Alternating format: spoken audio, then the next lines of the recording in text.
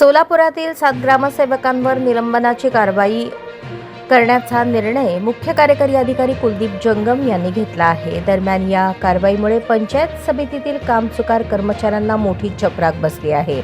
जून-जुलै 2025 या कालावधीत बदली होऊ नये, नवीन ठिकाणी 17 जणांना रुजू होण्याबाबतच्या नोटिसा बजावल्या होत्या। नोटिसा दिल्यानंतर 10 ग्रामसेवक पदभार घेऊन नवीन ठिकाणी रुजू झाले, पण 7 ग्रामसेवक अद्यापही रुजू झाले नाहीत। याबाबत मुख्य कार्यकारी अधिकारी यांना याबाबतची माहिती दिली असता एकाच ठिकाणी 6 ते 10 वर्षांपर्यंत नियुक्त असलेल्या ग्रामसेवकांची बदली करण्यात आली, पण यातील अनेक ग्रामसेवक नवीन ठिकाणी रुजू झाले नाहीत। नोटीस दिल्यानंतर 10 ग्रामसेवक रुजू झाले, तर 7 ग्रामसेवक अद्यापही त्या ठिकाणीच आहेत। त्यामुळे अशा ग्रामसेवकांवर निलंबनाची कारवाई करण्यात येणार आहे।